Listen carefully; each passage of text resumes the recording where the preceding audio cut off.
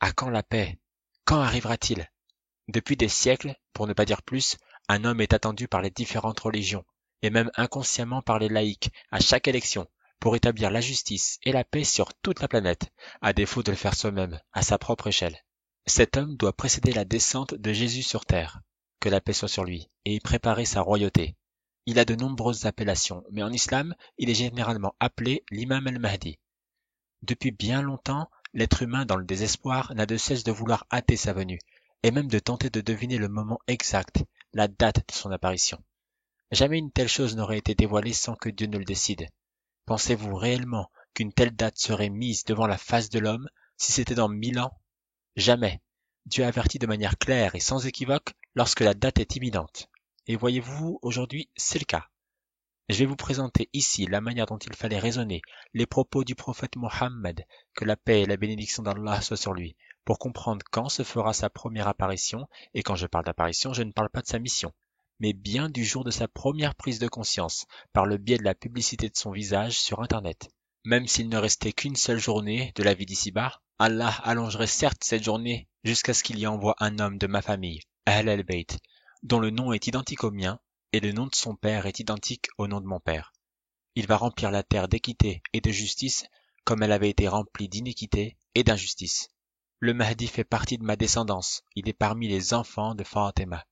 Donc, selon la tradition prophétique, le Mahdi doit faire partie de la famille du prophète par les deux enfants de sa fille Fatima et de son gendre l'imam Ali, c'est-à-dire Hassan et Hussein. C'est ce que l'on appelle les Ahl al-Bayt, les gens de la maisonnée du prophète. Les Ahl al-Bayt héritent en partie du sang du prophète. Ce sang, une fois purifié, permet d'activer chez l'individu des caractéristiques comportementales de prophète, de la même lignée. Et c'est justement ce qui arrivera chez l'imam Mahdi, en plus d'accomplir une prophétie biblique. Quand vous le verrez, portez-lui allégeance, même en rampant sur la glace, car il est le calife d'Allah al-Mahdi. L'imam Mahdi sera un calife. En arabe, calife se dit khalifa, ce qui veut dire successeur. Il peut y avoir plusieurs formes de succession, dont l'une est politique. C'est celui qui s'occupe de l'économie, du territoire, du militaire, de l'application de la loi divine. Le prophète Mohammed, la paix sur lui et sa famille, n'a pas laissé de testament à sa mort pour une succession politique, si ce n'est par de fortes allusions, car cela est interdit aux prophètes, comme le mentionne la tradition. Nous, les prophètes, nous ne laissons aucun bien en héritage. Tout ce que nous laissons derrière nous est aumône. Les musulmans durent donc se débrouiller tout seuls. Il était temps de se prendre en main, après environ 23 ans de formation auprès de lui, la paix sur lui et sa famille. Ils choisirent donc la voie du vote majoritaire, sans procrastination, directement après sa mort, dans un climat plein d'émotions. Le pouvoir politique était donc revenu à Abu Bakr, suivi de Omar, puis Othman. Arrivé à Ali, on avait pour la première fois une conjonction entre la succession politique et spirituelle, car en effet, l'autre forme de succession est spirituelle. Elle a eu lieu devant un parterre de plus de 100 000 personnes, selon les estimations, à Ghadir Khoum, en Arabie. Un événement unique, juste après le sermon d'adieu, sur le chemin du retour, peu avant sa mort. Voici comment cela s'est passé. Lorsque l'envoyé de Dieu était revenu du pèlerinage d'adieu, il était stationné à Ghadir Khoum. Il avait dit « Ô gens, bientôt arrivera le moment où je serai appelé, et je répondrai. Je serai certainement interrogé, et vous serez certainement interrogés. Que diriez-vous alors ?» Les musulmans répondirent « Nous attesterons que tu as transmis ton message, que tu as combattu, et que tu nous as conseillé, et que Dieu t'en récompensera en profusion de biens. » Le prophète poursuit « Je vous laisse 2 poids. » Dans un autre hadith, il est dit « Je laisse parmi vous 2 califes, ou successeurs, Khalifatayn en arabe. La plus grande d'elles est le livre de Dieu. L'autre poids est ma famille, les gens de ma maison, Ahl al-Bayt. Ces 2 choses ne se sépareront jamais jusqu'à ce qu'elles se rejoignent au paradis. » Ensuite il dit « Dieu est mon gardien, et je suis le gardien de tous les croyants. » Il prit la main d'Ali et la leva haut et s'écria « Celui dont je suis le maître, Ali aussi est son maître. Que Dieu assiste celui qui assiste Ali, et qu'il soit l'ennemi de celui qui devient l'ennemi de Ali. » Les musulmans s'avançaient par groupes vers Ali pour le féliciter. Les compagnons parmi lesquels se trouvaient Abu Bakr, Omar, Talha et Zubayr se rendirent tous auprès de Ali pour lui présenter leurs félicitations en ces termes. « Bravo à toi, ô Ali, te voici devenu mon maître et le maître de tout croyant et de toute croyante. » C'est ainsi que Dieu avait parachevé sa religion en désignant Ali ibn Abi Talib comme guide de la communauté islamique après le prophète Mohammed. Et voilà comment s'est terminée la révélation du Coran, par la désignation d'un successeur spirituel. ce qui permet à la communauté musulmane de pouvoir questionner un maître désigné qui peut interpréter le Coran et renouveler sa compréhension au fil des âges sans qu'il n'y ait besoin de prophète. C'est en ce jour, à Ghadir Khoum, que le dernier verset du Coran fut révélé. Aujourd'hui, j'ai perfectionné votre religion et j'ai parachevé ma grâce sur vous. J'agrée l'islam comme étant votre religion. Nous sommes à la sourate 5, Al-Maïda, la table servie, au verset 3. Le verset 3 contient 61 mots. 61 fois 3 est égal 183. Ceux qui connaissent mes vidéos peuvent voir ici le 8 et le 13 dissimulés. Mais c'est pas de ça dont je vais parler tout de suite. 183 est une coordonnée quasi GPS du lieu de Ghadir Khoum. En effet, 183 km séparent Ghadir Khoum de la Mecque, mais pas n'importe où à la Mecque, mais bien de la vallée de Urana, au mont Arafat, là où il venait de faire son célèbre sermon d'adieu. Et si vous êtes croyant, vous savez que c'est pas une coïncidence. Mais là où ça va plus loin, c'est que Ghadir Khoum se trouve également à 183 km de Médine. Et encore une fois, pas de n'importe où, c'est précis. Ça concerne la mosquée de notre bien-aimé prophète Mohammed, la paix sur lui et sa famille. Là où il y a sa tombe, donc son lieu de décès. C'était son souhait d'être enterré dans le lieu même où il meurt. Maintenant, on va faire plus, et on va convertir 183 km en miles. On obtient 113,71 miles. Bizarre, le Coran contient 114 sourates. Pourquoi Allah ne met que 113,71? Vu que la religion vient d'être perfectionnée et que plus un seul verset ne sera rajouté. C'est étrange. Eh bien regardez, 71 c'est exactement le nombre de jours qui le séparait de l'événement de Ghadir Khoum jusqu'à sa perte de conscience à Médine. Ghadir Khoum a eu lieu le 18e jour du mois de Dhul Hijjah. Et 71 jours après, on tombe le deuxième jour de Rabi' al-Awwal. Le prophète, la paix sur lui et sa famille, a commencé à être sévèrement pris par la maladie ce jour-là. Et les compagnons se sont chamaillés devant lui, de peur, quand le prophète, la paix sur lui et sa famille, voulait écrire des directives à suivre, pour ne pas tomber dans le désordre politique. C'est ce qui est connu dans l'histoire de l'islam comme étant le jeudi noir, ou le jeudi de la calamité. À la suite de ça, il est mort 11 jours après. C'est en tout cas ce qu'estime la tradition. Et ce que le Coran nous confirme, avec ce calcul très simple. Verset numéro 3 plus 61 mots du verset est égal 64, soit l'âge du prophète à sa mort. Car oui, peu de gens le savent, mais il est mort le jour de son anniversaire, le 13e du mois de Rabi' al-Awwal, ce qui lui fait bien 64 ans. La précision est divine. J'ajouterai une dernière chose avant de revenir au sujet. Si on additionne le nombre de lettres, en arabe bien sûr, des versets 1, 2 et 3, on obtient 627. Or, la tradition nous dit qu'il est mort en 632. Pourquoi cette différence de 5 ans? On pourrait dire qu'il faut additionner le numéro de la sourate, qui est la 5e, mais ce serait trop tirer la couverture de notre côté. Alors faisons autrement. Une année lunaire, c'est 354 jours et quelques. On la multiplie par 627, ce qui nous donne 222... beaucoup. Et si on prend l'an 632, connu de la tradition, ça nous fait en année solaire 632 fois 365 est égal ça. On fait donc une soustraction pour voir la différence et on obtient 8653 jours et quelques, soit 23 ans, 8 mois et 14 jours. Là, si vous connaissez votre religion, ça vous saute aux yeux, car en effet, le Coran fut révélé en 23 ans. On a même 8 mois et 14 jours de précision. Si on y soustrait la nuit du destin, qui est le jour 0, ça nous donne 8 mois et 13 jours. Oh, le fameux 8 et 13. Certains comprendront. La ilaha illallah. Bon, le prophète, la paix sur lui et sa famille, est mort. Et pendant ce temps-là, les compagnons Omar et Abou Bakr foncent pour rétablir l'ordre sur la succession politique, qui était en train de se faire à l'insu des plus méritants, alors que Ali, lui, s'occupe du lavage mortuaire. Bref, je vous épargne les détails politiques. Ce qui nous intéresse là, c'est de savoir quand le Mahdi arrivera, Inch'Allah. Abou Bakr devient calife pendant que Ali garde son statut de maître spirituel, successeur du savoir. Ensuite vient au tour de Omar, puis Othman, et enfin Ali, la paix sur lui, qui pour la première fois met en exercice la conjonction du pouvoir politique et du pouvoir spirituel. Ali est donc le premier successeur spirituel. Avant sa mort, il doit faire un testament pour transmettre cette succession, afin que de fil en aiguille, on tombe sur l'imam Mahdi. C'est ainsi que les choses fonctionnent. Les imams se passent le relais. Au fait, un testament est obligatoire pour tout musulman. L'avez-vous fait? Parfois la mort peut vous surprendre. La succession vient à son fils Hassan. Un hadith nous dit que c'est de sa descendance que viendra l'imam Mahdi. Et d'autres disent que c'est de son autre fils Hussein. En fait, cela pourrait très bien venir des deux. Soit dit en passant, le prophète, la paix sur lui et sa famille, avait prophétisé que le califat, après lui, durerait 30 ans. Et c'était effectivement le cas.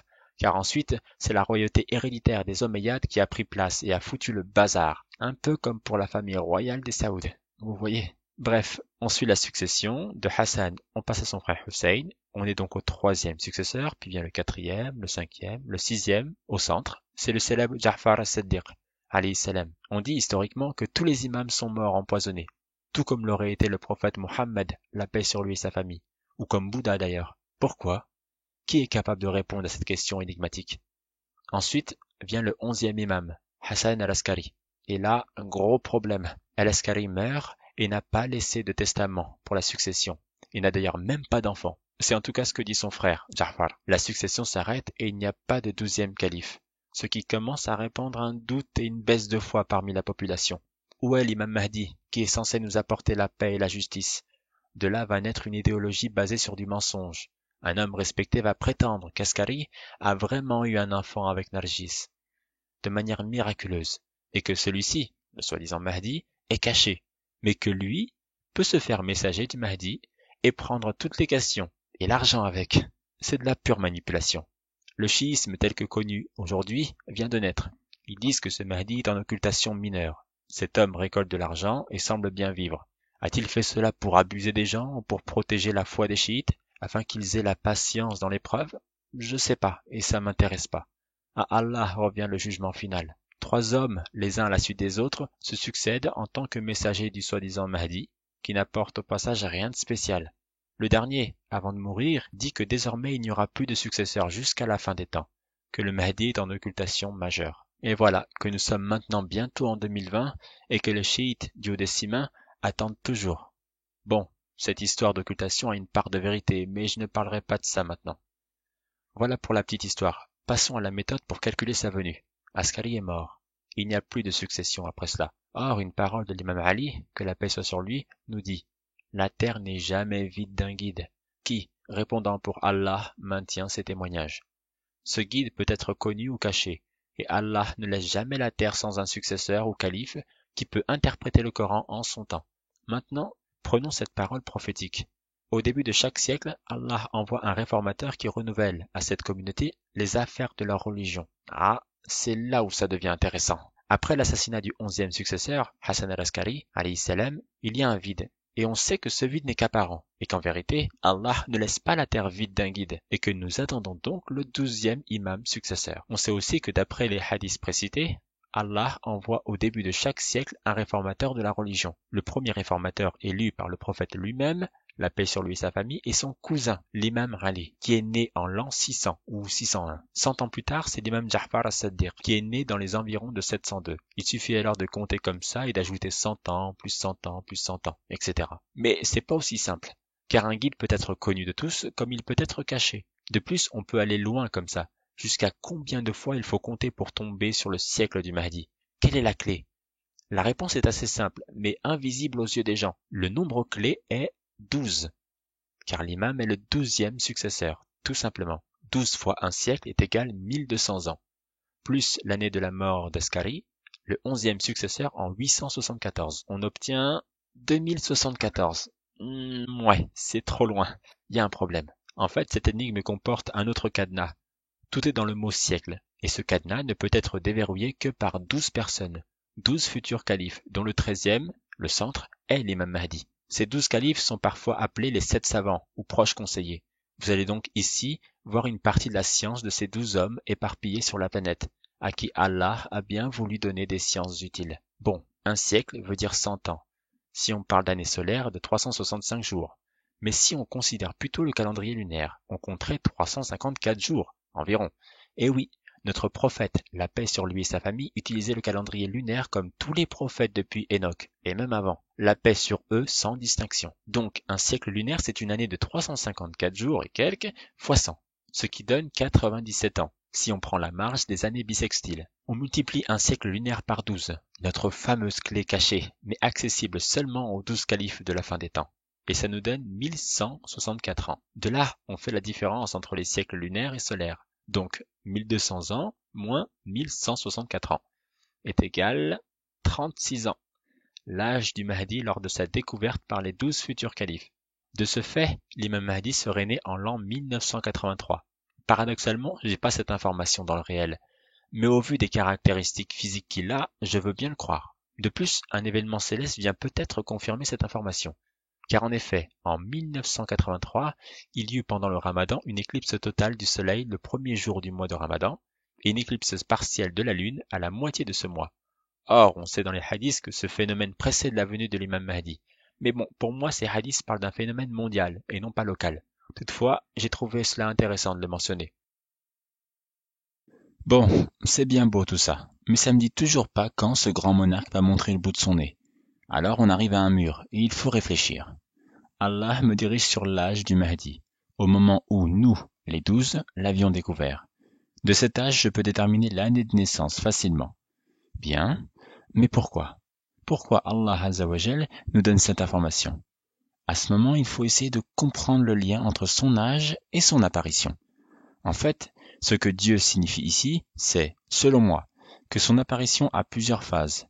Allah le Glorieux fait un parallèle entre la naissance du Mahdi et son apparition aux yeux des gens. En effet, un bébé dans le ventre de sa mère est présent sur terre.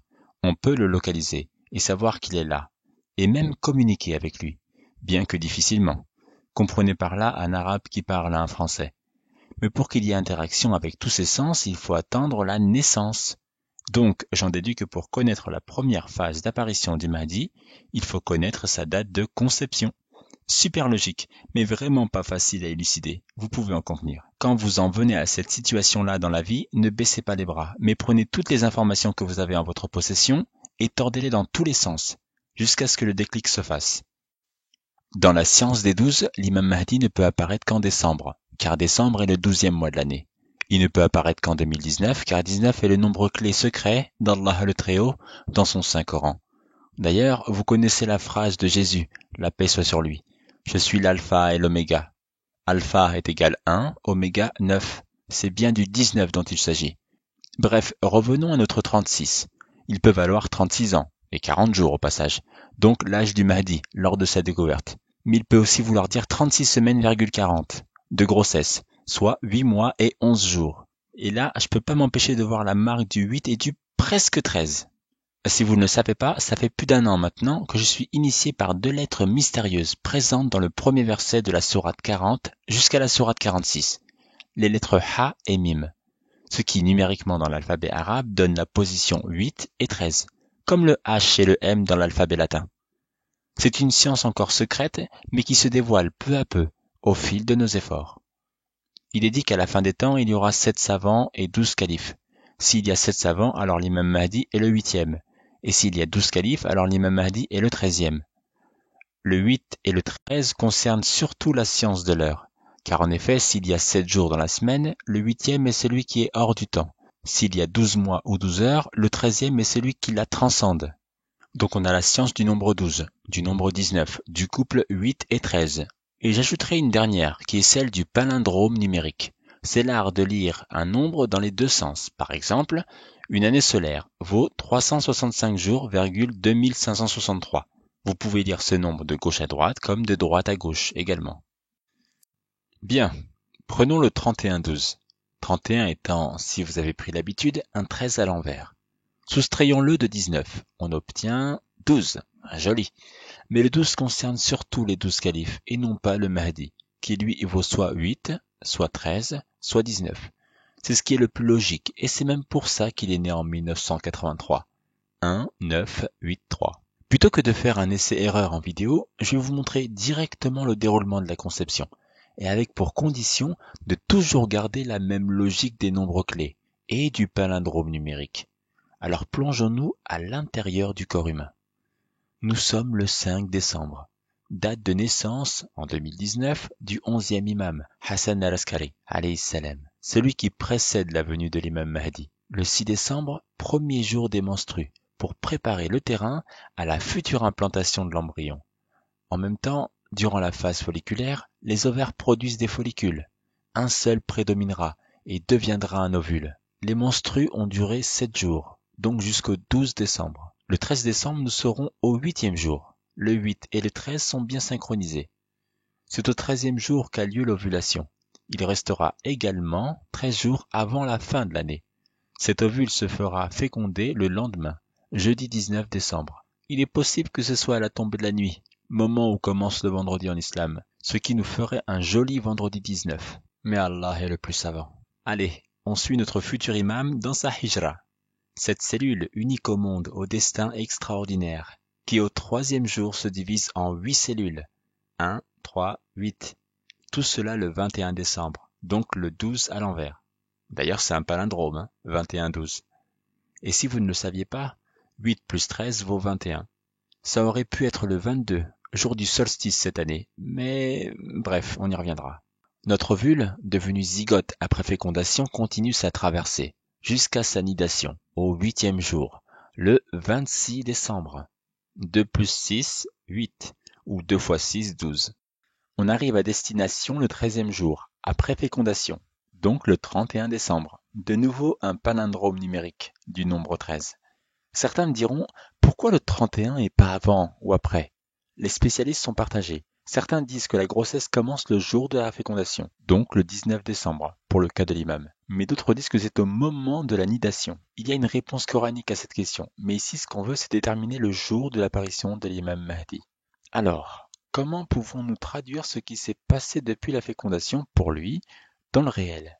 Eh bien, que le Mahdi ne trouvait pas de lieu pour lui, et qu'il a donc dû migrer, mais qu'à partir de la nidation, ou plutôt à la fin, le 31 décembre, il a trouvé un logement, une chambre, tranquille, quelque chose comme ça, rien que pour lui, sans être dérangé. Et que c'est à ce moment-là que l'embryon va croître, ou que le Mahdi va grandir et emprunter le chemin de l'élévation spirituelle. C'est donc une date très importante pour lui, de quoi fêter le nouvel an, en quelque sorte. Le 31-12-2019. 3 plus 1 plus 1 plus 2 plus 2 plus 0 plus 1 plus 9 est égal 19. 31 moins 12 vaut 19. 2019, c'est 2 plus 19, soit 21. Vous ne le savez peut-être pas, mais dans l'année, il y a 52 semaines. Sauf que le 30 et le 31 décembre dépassent le calendrier. C'est comme s'il y avait une 53e semaine.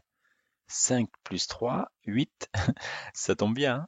On continue? Allez, on garde notre logique et on médite. La nidation a eu lieu. Alhamdulillah. Mais maintenant, je dois connaître quand l'apparition doit avoir lieu. Le parallèle à faire est simple. Lorsqu'une femme tombe enceinte, des manifestations apparaissent, ce qui se traduit par des tiraillements ou une élévation de la production de l'hormone HCG. C'est elle qui indiquera l'arrivée d'un heureux bébé. Voyez-vous, c'est un peu comme si vous étiez tous la mère de l'imam Mahdi et que vous doutiez de quelque chose en vous.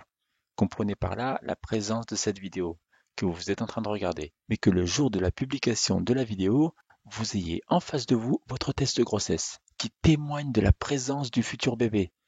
Vous comprenez? Certains douteront jusqu'à ce que les douleurs de l'enfantement soient de plus en plus fortes, et d'autres feront un déni de grossesse. Bref, chacun fait ce qu'il veut. À l'heure actuelle, les outils les plus sensibles peuvent détecter le taux d'hormone HCG avec précision dès le 8e jour après l'ovulation, ce qui nous fait tomber le 26 décembre. Mais le moyen le plus sûr est le 13e jour pour le cycle de la mère de l'imam Mahdi, en l'absence de règles, ce qui donne le 31 décembre. Super date! La date d'apparition de l'imam Mahdi est le 31 décembre. Et quoi? C'est déjà passé? Oui, en effet, c'est passé, mais pas pour tout le monde. Il faut savoir que le calendrier solaire actuel est le calendrier grégorien, qui a été une réforme du calendrier julien, celui de Jules César. Il se calquait sur l'année astronomique du Soleil, mais comme une année sidérale ne vaut pas 365 jours pile poil, alors cela créait un décalage de quelques heures chaque année, ce qui au fil du temps agrandissait le décalage et donc la date des fêtes religieuses. Impensable pour la chrétienté de fêter Pâques avant la naissance de Jésus. Bref, cette réforme nous induit donc en erreur.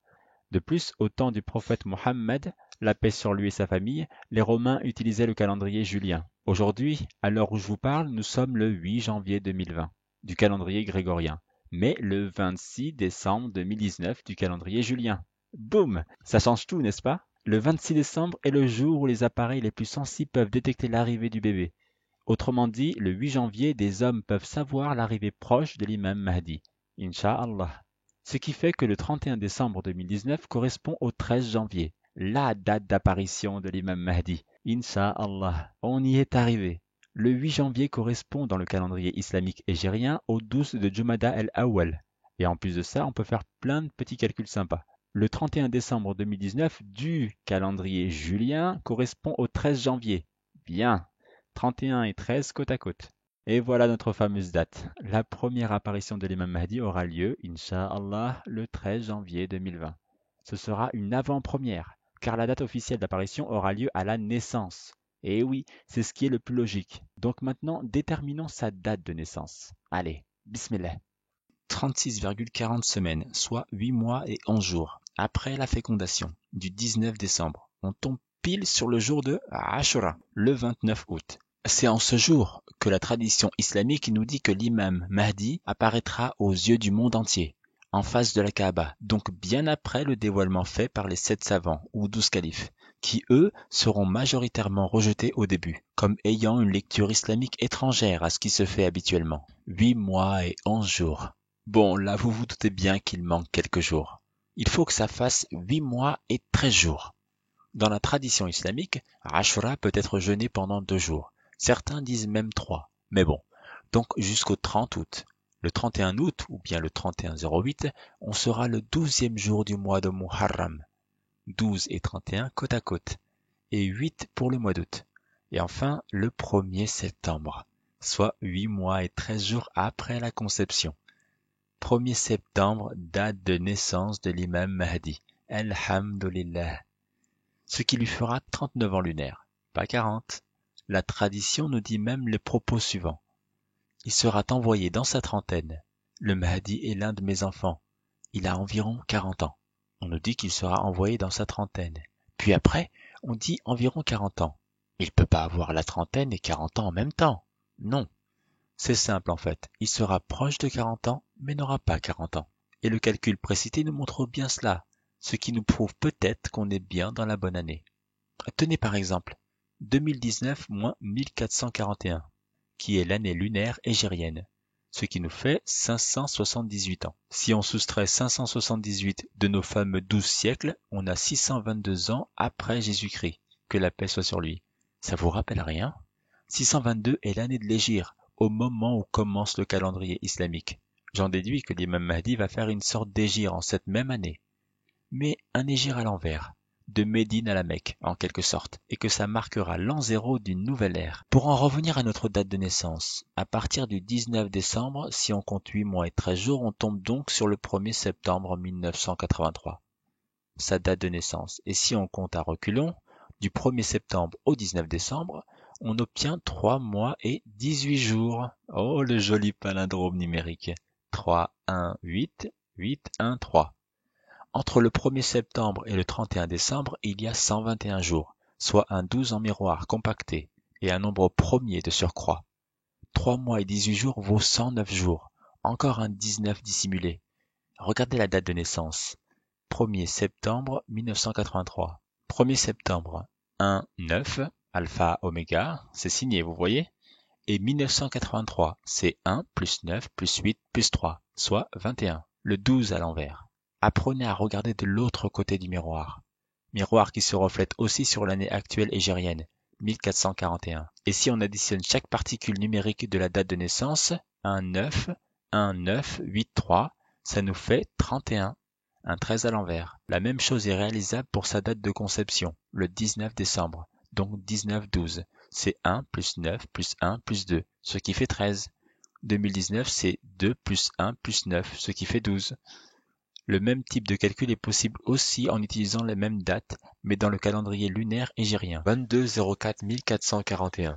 On peut obtenir l'âge du Mahdi, 36 ans, comme auparavant. Ou bien 18, le numéro de la sourate Al-Kahf, la caverne, qui concerne les 7 savants de la fin des temps, et à l'évidence l'imam Mahdi. Le 18 se retrouve en miroir par le 81, et au passage, 36, c'est 18 fois 2. Si on additionne sous cette forme, on a pour résultat 13, comme le 13e calife. Mais aussi d'autres choses, mais je vais pas vous embrouiller. En fait, c'est déjà le cas, normalement. Vous avez probablement lâché cette vidéo. C'est difficile à digérer tout ça, n'est-ce pas? Mais sachez que tous ces calculs servent d'une part à réduire le doute d'un éventuel hasard, mais aussi de donner des informations supplémentaires utiles pour plus tard. Maintenant, lisons le ciel, car en haut aussi il y a un livre. On vous a appris depuis bien longtemps qu'il y a 12 signes astrologiques. Sauf qu'en vérité, il y en a un 13e, caché, entre le signe du Scorpion et du Sagittaire. Il s'agit du signe appelé Serpentaire. Cette constellation devient effective en passant derrière le Soleil du 30 novembre au 18 décembre. Il sort en quelque sorte du Soleil le 19 décembre. Vous comprenez? Les constellations sont au nombre des califes. La 13e constellation, l'Imam Mahdi donc, est cachée par le Soleil, mais sort de cette cachette le 19 décembre. On pourrait même dire qu'il naît au ciel à cette date. En plus, les signes astronomiques ne mettent pas la même durée pour passer derrière le Soleil. Le signe du Scorpion, par exemple, met 12 jours, mais celui du Serpentaire met 19 jours. Ça ne s'invente pas. Donc, on retrouve le 18 décembre, dernier jour du signe Serpentaire, qui correspond au jour de l'ovulation. 19 décembre, le jour de la fécondation. Mais là, je peux pas le prouver, mais je me doute qu'il y a une célèbre comète qui entre en jeu. Ensuite, on a le 21 décembre, jour du solstice. C'est le jour le plus court de l'année, sauf que cette année 2019, elle se situe le lendemain, le 22 décembre. Or, j'avais estimé que le troisième jour, la cellule était divisée en 8. Ça tombait donc le 21 et non le 22. Il y a peut-être une raison à cela, mais j'ai pas poussé plus loin. Après, on a le 26 décembre, date de la nidation et début des preuves de grossesse, ou d'apparition du Mahdi, c'est comme vous voulez. Le 26 décembre a lieu une nouvelle lune et une éclipse annulaire en même temps. Et pas n'importe où. Cette jolie éclipse particulière traverse les pays du Golfe. Et ça, c'est pas un hasard. Je suis sûr que l'imam Mahdi l'a vu de ses propres yeux. Vous savez pourquoi c'est pas un hasard? La tradition nous donne peut-être la réponse. Le Mahdi n'apparaîtra pas avant que le soleil ne présente un signe en se levant. Ou encore, le Mahdi, ne viendra pas à moins qu'un signe n'émerge du soleil. Et aussi, Hazrat al-Mahdi n'émergera pas à moins que le soleil n'apparaisse comme un signe. Comme un signe. Et c'est vrai, il y a la lune qui passe devant et ne couvre pas totalement le soleil, ce qui forme un anneau. C'est très joli et le signe est bien dans le soleil, entre guillemets. C'est comme si cela formait un symbole. La lune se niche au centre du soleil, un peu comme la nidation de l'embryon. Vous saisissez? Je sais pas si ça fait tilt en vous. En tout cas, j'ai un message pour ceux qui interprètent les rêves sur le Mahdi. À ce moment-là, on est au 4e mois. 4. Et il y a un signe dans le soleil. Et ici, nous sommes au mois de Rabi'a Thani, donc le 4e mois de l'année hégérienne. Rabi'a, de la racine Ra-Ba-Ain, s'étend sur 2 mois. Rabi'a Awwal, Rabi'a Thani. Et c'est suite à cela que l'imam Mahdi apparaît. Voilà. Le 26 décembre, c'est aussi le moment où les journées commencent réellement à se rallonger, et c'est également le dernier jour d'une année, si on considère un jour pour 1 degré, 360 degrés étant un cercle parfait, une fois la journée finie. Il y a également une nouvelle lune ce jour-là, et donc un nouveau mois synodique islamique qui commence. Et ensuite, où va-t-on? Eh bien, c'est un peu flou, comme le taux d'hormone HCG en début de grossesse. Mais voilà ce que je pense intérieurement. Bien sûr, je n'ai pas de preuves. Ce que je crois au fond de moi, c'est qu'une comète est née au ciel le 19 décembre, qu'elle a voyagé comme dans la trompe de Fallope jusqu'à arriver à une niche au centre de la Voie lactée, puis qu'elle se dirige droit vers nous. Cette comète est appelée Planète X sur Internet, et parfois appelée l'astre à queue dans la tradition islamique. Si mon intuition est bonne, le 13 janvier, ou en tout cas au moment où je publierai ma vidéo sur le dévoilement du Mahdi, cette comète devrait commencer sa manifestation sous une forme peu perceptible. Par exemple, on pourrait imaginer qu'à ce moment-là, un signal sera émis depuis le centre de la Voie lactée, vers la constellation du Scorpion. Et tout comme la sécrétion de l'hormone HCG, ce signal va croître au fil des jours. Ou quelque chose comme ça. Bref, c'est à prendre avec des pincettes, car c'est juste une intuition. Tout cela est invisible à mes yeux. Il y a des choses que je ne peux pas prouver par le calcul, le cerveau ayant ses limites, mais seulement par le cœur, qui lui peut recevoir Allah. Bravo à celui ou à celle qui a pu suivre du début à la fin cette vidéo.